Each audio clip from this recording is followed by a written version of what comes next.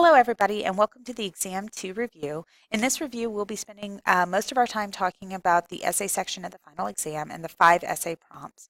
But keep in mind that you will also have an identification section that'll come directly from the list of 70 terms on the review.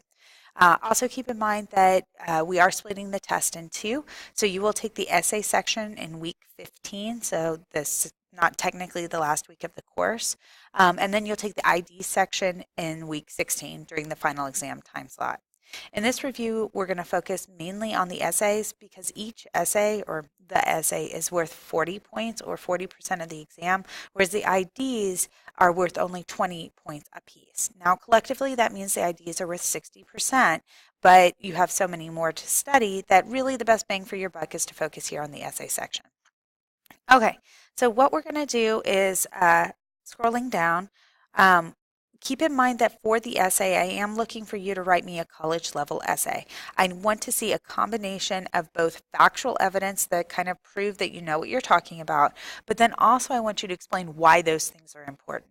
I need to see the analysis, that you really do understand beyond just the trivia, beyond just remembering a term. What does that term mean and how does it really apply in the time period and as we move into the future?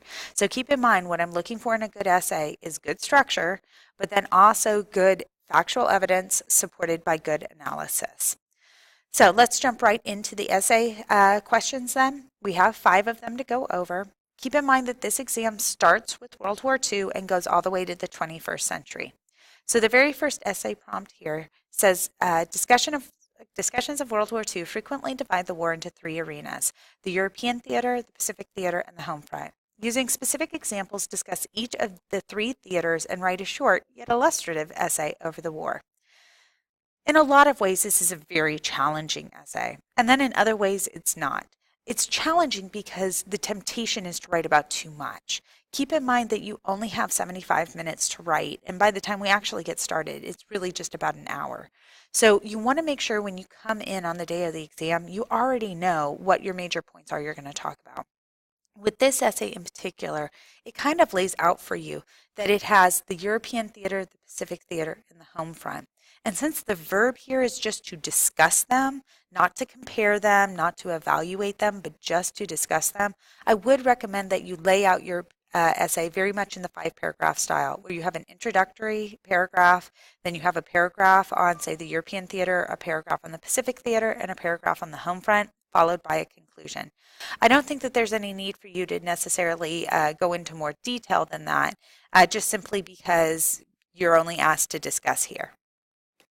Okay, so if we're going to do the European theater, I'd recommend that you really go back to the 3 readings that we assigned and then talked about in the small groups. So if you look at the reading on the European theater, there's a lot that you can talk about. So you, again, need to limit yourself to talking about maybe 3 major points. So we have 3 body paragraphs, and each body paragraph needs to have 3 major points. This makes for a very organized essay and also allows you to really show that you understand what's going on. So if we're looking at the European theater, I might recommend that you start with Operation Torch. Operation Torch was when they came in through North Africa, hopped to Sicily, and then came into Italy. This is a good place to start because Operation Torch started in 1942, which is really close to the beginning of the war.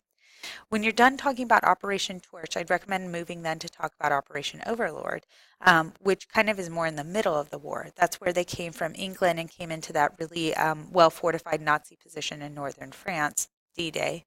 And then I might end this paragraph by talking about the occupation and division of Germany, because that's the end of the war and really does set up what's going to happen in the Cold War period.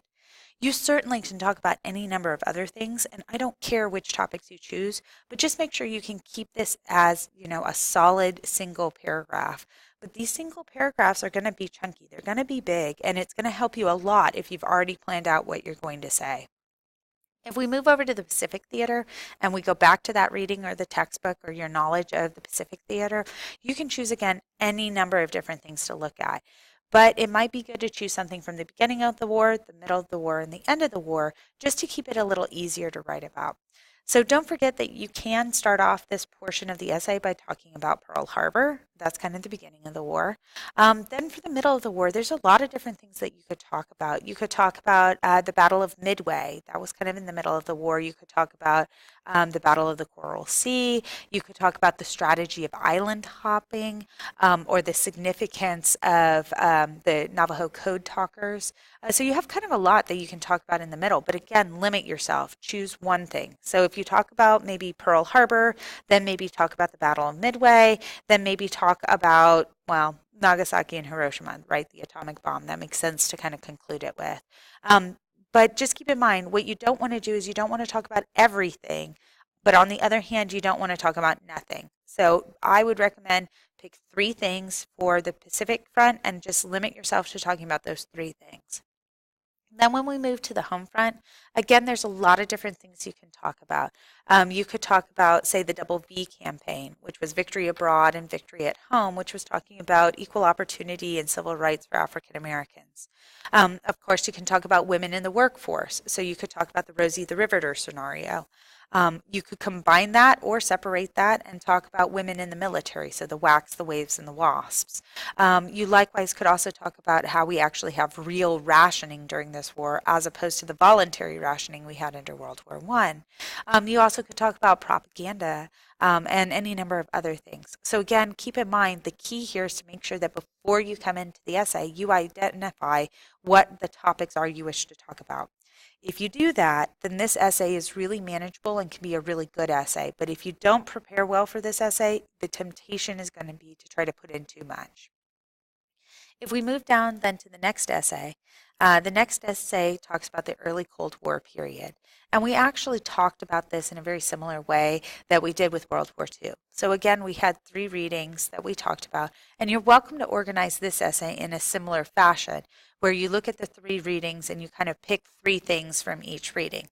Or you can go into much more detail about just 3 very specific topics. But let's go ahead and look at the essay prompt first.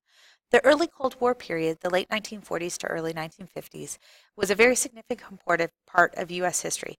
Choose 3 elements of this period to explain how the early Cold War had a lasting impact on the United States. So again, this is not really a very high-level essay. It's just asking you to explain, not analyze, not compare, nothing like that. Just explain to me how the early Cold War period had a lasting impact.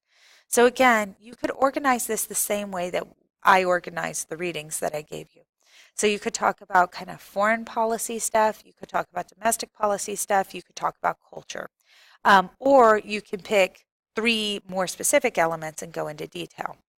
So if you're going to talk about foreign policy stuff, there was a lot that went on during this time period. So you could talk about the rise of the notion of containment. You could talk about the Truman Doctrine. You could talk about the Marshall Plan.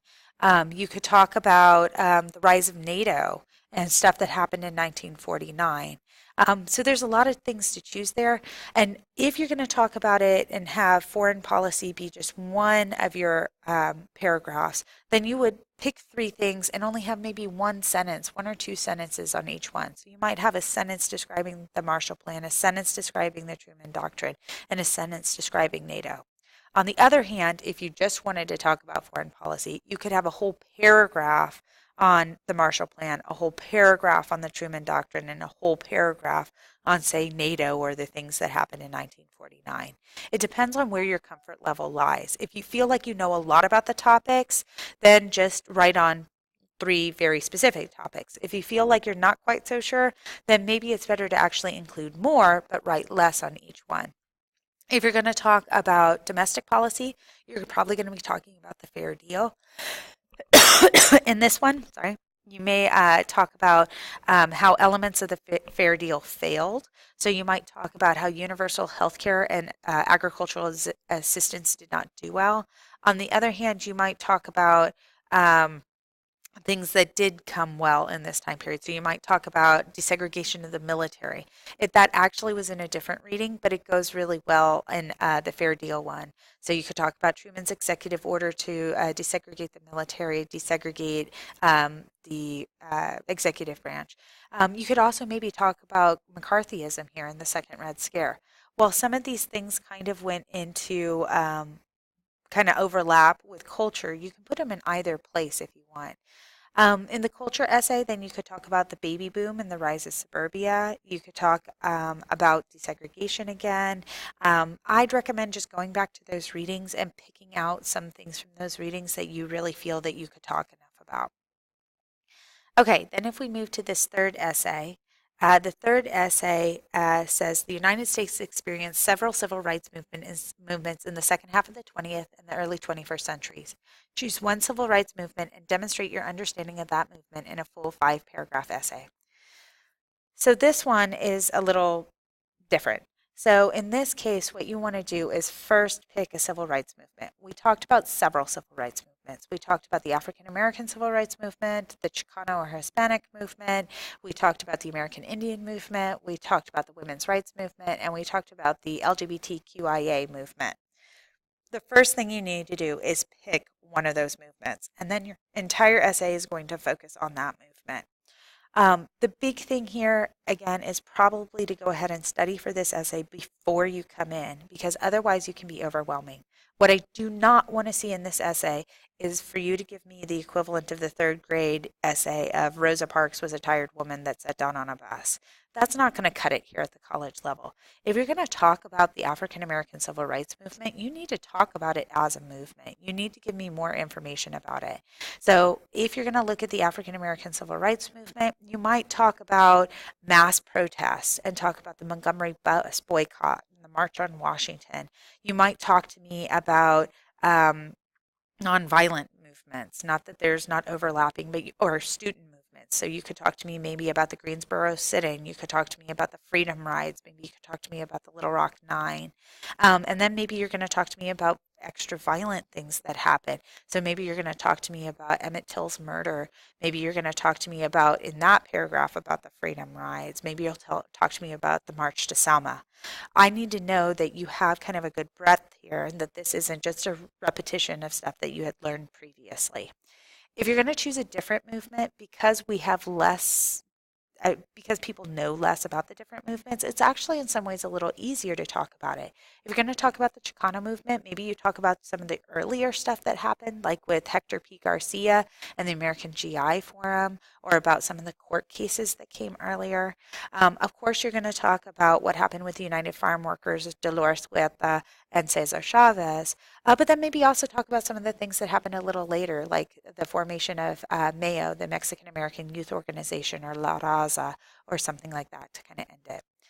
Likewise, we did timelines for the other movements. Just keep in mind that whatever you choose, it's probably going to be good to talk about not just what the major thing is that people associate with it, so not just the Stonewall Inn raid, but take it a little earlier, what happened before, and then take it later, what happened afterwards. But the key here is pick one.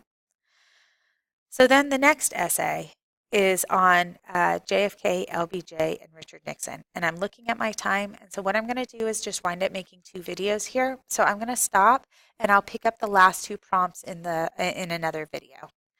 I will see you in a minute.